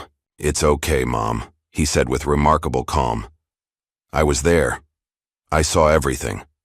I remember everything." He demonstrated remarkable recall of courtroom proceedings, identifying weaknesses in the defense strategy. "Dad always said the truth is like medicine. Sometimes it tastes bad, but it makes things better." Maya's concern was palpable. "They'll try to break you like they broke Ms. Baker." Elijah's response revealed surprising maturity. "They expect me to be scared. That's their weakness." He outlined his strategy. "I'll tell the truth so simply they can't twist it." From his pocket, he pulled the recording watch. "And I have something they don't know about." District Attorney Andrews arrived to find Elijah confidently preparing Maya for what was to come. The decision was made. Elijah would be their final witness. The next morning, the courtroom fell silent as Elijah took the stand. His small frame barely visible above the witness box, he placed his hand on the Bible and swore to tell the truth, his voice clear and unwavering. Andrews established his background quickly: his age, his academic achievements, his relationship with his father. Then came the critical moment. "Elijah, is the person who shot your father in this courtroom today?" Time seemed to stretch as everyone held their breath. Elijah's arm rose slowly but steadily, with no hesitation in the movement. His finger extended directly at Officer Reeves. "He killed my daddy," Elijah stated clearly. But that's not all he did. The courtroom erupted in gasps and murmurs. Judge Harmon called for order, his gavel cracking sharply against the sound block. As chaos erupted around him, Elijah's focus narrowed to Reeves's face, specifically his eyes. The courtroom sounds faded, as memories flooded back, not just of the shooting, but of everything that had led to this moment. When order was restored, Elijah's testimony continued, stunning the courtroom with its detail and precision. He methodically recounted each incident of harassment with perfect recall of dates, times, and participants. What had previously seemed like isolated events now connected into a clear pattern of corruption and intimidation. On April 12th at 3:17 p.m., Officer Reeves came to our pharmacy claiming to conduct a health inspection. He wore white gloves and ran his fingers along shelves looking for dust. When he couldn't find any violations, he said, "Would be a shame if something happened to this place." Elijah recounted the midnight meeting he had witnessed, describing the conversation between Reeves, Harrison, and Councilman Porter about clearing obstacles and making the pharmacy corner vacant by quarter's end. Defense objections grew increasingly desperate as Elijah remained unshakable in cross-examination. Bradford attempted to confuse him with misleading questions about timelines, but Elijah corrected her politely each time. "No, ma'am. That happened on June 3rd, not June 5th. It was raining that morning, and Officer Reeves was wearing his department raincoat with the tear on the left sleeve." The jury took extensive notes, fully engaged with his testimony in a way they hadn't been with other witnesses. Several jurors openly glared at Reeves when Elijah described the final confrontation in precise detail. "Dad was holding his phone when Officer Reeves shot him," Elijah stated firmly. "I could see the black phone case with the pharmacy logo clearly in his hand. Then Officer Reeves took a gun from his ankle holster and put it next to my dad's hand." While the other officers looked shocked, his voice never wavered, his eyes locked on Reeves throughout the testimony. Judge Harmon appeared increasingly uncomfortable, but could find no grounds to limit the testimony, despite Bradford's repeated attempts to interrupt. Then came the moment that changed everything. "Elijah, were you wearing anything special the day your father died?" Andrews asked. "Yes," Elijah replied. "My recording watch. Dad taught me to record anything important." Bradford erupted from her seat. "Objection. This wasn't in discovery," Andrews countered calmly. "The witness only revealed its existence yesterday, Your Honor. We immediately provided it to the defense as required." After a lengthy sidebar, Judge Harmon reluctantly allowed the recording, though his expression suggested he recognized the potential impact on the case. The courtroom speakers played crystal-clear audio of the pharmacy confrontation. David's voice came through distinctly. "I'm reaching for my phone to call my attorney." Gunshots followed, then the unmistakable sound of metal object being placed on the floor. Reeves's voice. "He went for a weapon. We all saw it. The timing made it impossible for David to have had a weapon before being shot." A collective gasp swept through the courtroom as the timeline contradicted the entire defense case. A technical expert confirmed the recording's authenticity, the timestamp matching exactly with 911 calls and dispatch records.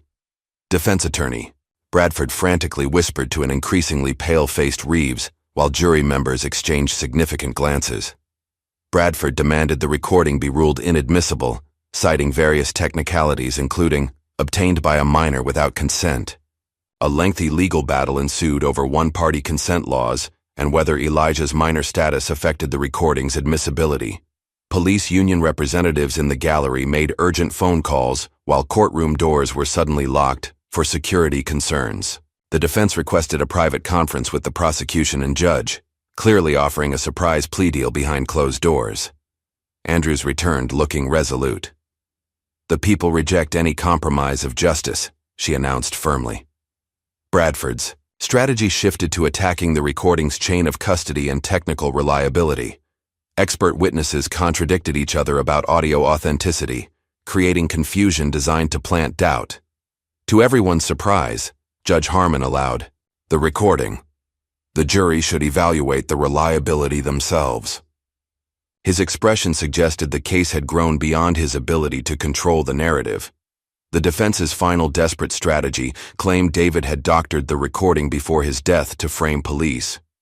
This theory backfired spectacularly as it acknowledged David anticipated being killed by officers, undermining their portrayal of the shooting as an unexpected response to a threat. Cross-examination of Elijah grew increasingly hostile as the defense position deteriorated. Bradford suggested he had fabricated testimony based on media coverage. "I don't watch the news," Elijah responded simply. "Mom says it gives me nightmares."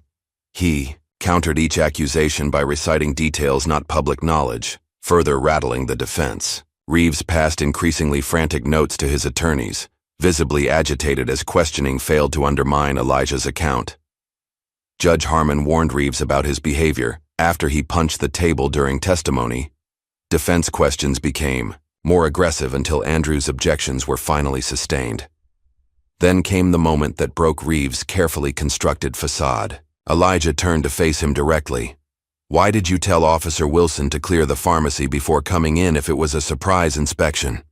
The question hung in the air, suggesting knowledge Elijah shouldn't possess unless he had indeed witnessed their planning. Reeves exploded. "Because your father was a problem that needed solving." The courtroom fell silent as Reeves continued his outburst. "You think you know everything? Your father signed his death warrant when he threatened us with that evidence." Bailiffs moved toward Reeves as he lunged in Elijah's direction. "You'll end up just like him if you don't shut your mouth." Judge Harmon immediately ordered jury removal. Reeves was physically restrained and removed from the courtroom. Maya rushed to Elijah, who remained composed despite the threat. "Dad was right about remembering," he whispered to her. The following morning, Officer Wilson approached District Attorney Andrews during recess. "I want to make a deal." Other officers from Reeves's unit suddenly requested meetings with prosecution. Internal Affairs launched a simultaneous investigation at police headquarters, seizing computers and files. Anonymous police sources began leaking additional documents to reporter Samantha Watson. Captain Miller agreed to testify about development. company payments to the department in exchange for reduced charges. The courthouse atmosphere shifted dramatically. Police presence in the gallery thinned to almost nothing as officers distanced themselves from Reeves. Judge Harmon recused himself, citing appearance of conflict after a media investigation revealed phone records showing calls between the Judge, Bradford, and Police Chief Williams. Judge Renee Washington, known for strict ethical standards, took over the case. The police union attorney replaced Bradford as defense counsel when her firm withdrew, citing irreconcilable differences with their client. Phone records revealed coordination between the judge, defense team, and police chief throughout the initial proceedings. District Attorney Andrews added conspiracy and racketeering charges as new evidence flooded in from officers seeking leniency. Maya overheard officers in the hallway. Reeves went too far. We didn't sign up for murder. A grand jury convened to hear expanded evidence beyond the Reeves case. Federal prosecutors joined the investigation, bringing resources and jurisdiction that local authorities couldn't match. Police Chief Williams was indicted on corruption, evidence tampering, and conspiracy charges. 3 city council members were arrested for accepting bribes from the development company. Mayor Wilson announced his resignation, citing health concerns hours before his own indictment. Development company executives Thomas Harrison and James Porter faced racketeering charges. An internal police investigation revealed 17 officers involved in systematic harassment campaigns targeting businesses that opposed development. Evidence connected similar operations in 3 neighboring counties. The state attorney general announced a complete department review and oversight program. Jennifer Baker was located and placed in witness protection, providing comprehensive testimony about her role in the conspiracy. Investigators discovered target lists on the police department server identifying 38 businesses slated for enforcement action. David Johnson's name topped the list with the notation, "Priority removal, evidence collection." As the legal system finally began addressing the corruption, the community rallied around the Johnson family. The church parking lot rallies grew into street-filling demonstrations, supporting justice for David. Pharmacy customers shared stories of David's generosity, how he provided medications for those who couldn't afford them, delivered prescriptions to homebound seniors, and offered payment plans to families in need. Neighbors finally spoke publicly about witnessing the harassment campaign, no longer fearing reprisal with federal oversight in place. Local businesses displayed "Justice for David" signs, the atmosphere of fear lifting as indictments mounted. A community fundraiser established a scholarship fund in David's name for students pursuing careers in pharmacy or public service. Maya's clients returned to thank her, sharing additional evidence of police intimidation that strengthened the federal case. The developers' plans were halted by city review, replaced by a community development committee that included neighborhood representatives. Mrs. Turner organized truth walks through the neighborhood, educating residents about gentrification-resistant strategies. A memorial garden was planted, where David was killed, with community members maintaining it daily. The Johnson Pharmacy building was purchased by a community land trust, with plans for a cooperative health center serving the neighborhood. Elijah became a neighborhood symbol of courage. Younger children looked up to him, and his classmates, once kept away by fearful parents, now sought his friendship. Maya received hundreds of letters from similar communities nationwide, sharing their stories of police-enforced displacement. 6 months after Elijah's testimony, Maya was invited to the Department of Justice to consult on a new police accountability initiative. Her congressional testimony about systematic use of police power for development interests sparked a national conversation about gentrification tactics.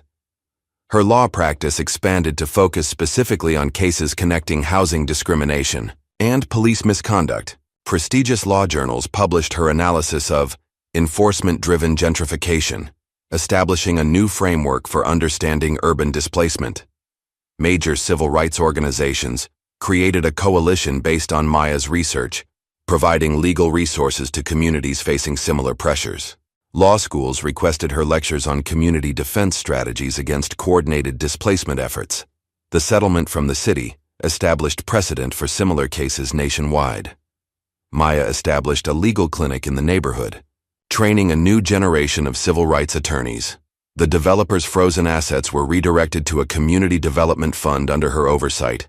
Maya's pregnancy progressed healthily despite the stress of the trial. An ultrasound revealed twins, a boy and girl she named David Jr. and Justice. In quiet moments in David's study, she often spoke to him about the changes his sacrifice had sparked.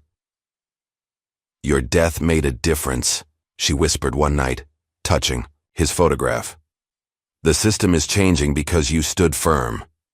When sentencing day finally arrived, the courtroom was packed. Community members lined up hours before doors opened.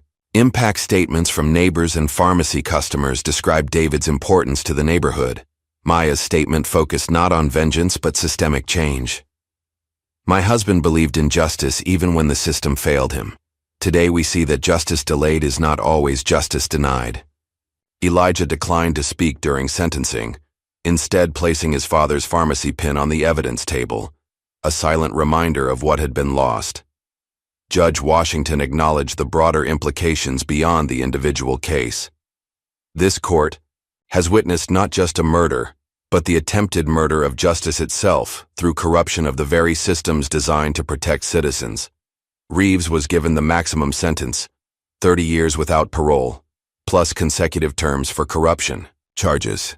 Additional sentences for conspirators ranged from 10 to 25 years, depending on their level of involvement and cooperation. As officers led Reeves away, he made one final threat to Elijah. "This isn't over, boy." The comment, captured by courtroom microphones, added years to his sentence for witness intimidation. Media coverage highlighted the case as a potential turning point in police accountability. Samantha Watson's investigative series won national awards and prompted reviews of similar cases nationwide. 1 year later, a ribbon-cutting ceremony marked the opening of the David Johnson Community Justice Center in the renovated pharmacy building. The facility housed a legal clinic, community pharmacy run as a nonprofit, and advocacy training center.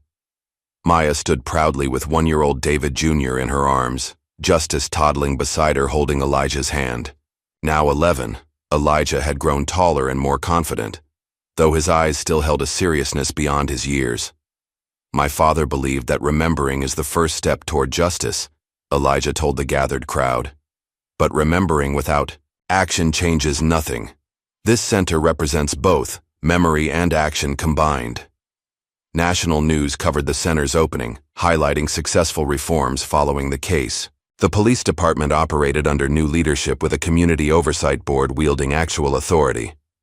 The development project had been reimagined with affordable housing requirements and local business preservation at its core. Maya had resumed her law practice, now specializing in police accountability cases nationwide. Elijah started middle school with top grades despite his traumatic year, founding a student social justice club despite being the youngest member. His bedroom walls, once covered with evidence diagrams, now displayed news clippings of similar cases across the country. He had begun connecting these incidents into patterns, showing the same analytical skills that had helped bring down Reeves. On the anniversary of the verdict, Elijah visited his father's grave alone. The simple headstone read, "David Johnson, beloved husband, father, healer, truth-teller." Elijah placed the pharmacy pin, the mortar and pestle that had been a Johnson family symbol for 2 generations, on the headstone. "We remembered everything, Dad. Just like you asked," he said softly, "and we changed things." The memorial garden surrounding the grave bloomed with flowers planted by neighbors, the pharmacy building visible in the distance with its new purpose. As Elijah turned to leave, dozens of community members approached with flowers and stories about his father. Mrs. Turner wrapped an arm around his shoulders. "Your daddy would be so proud of you, child." Elijah took his mother's hand as they walked away together, his father's watch still on his wrist, the one that had captured the truth when everyone tried to bury it. "It's still recording, Dad," he whispered as they reached the car. "Always will be." He didn't mean just the watch, but his own perfect memory, the gift that had once been just a family curiosity, but had become the key to justice. The neighborhood around them was changing, but unlike the developer's vision, it was changing on its own terms, with its history, and people intact. The pointed truth of a child had accomplished what money and power had tried to prevent. Justice, delayed but not denied, and a community that refused to be erased. What would you risk to speak truth against power? Who would you become to honor those silenced by corruption? Elijah's story reminds us that justice begins with a single voice brave enough to remember. If this story moved you, please like and subscribe for more powerful narratives that challenge us to stand against injustice. Your support helps these stories reach those who need to hear them most.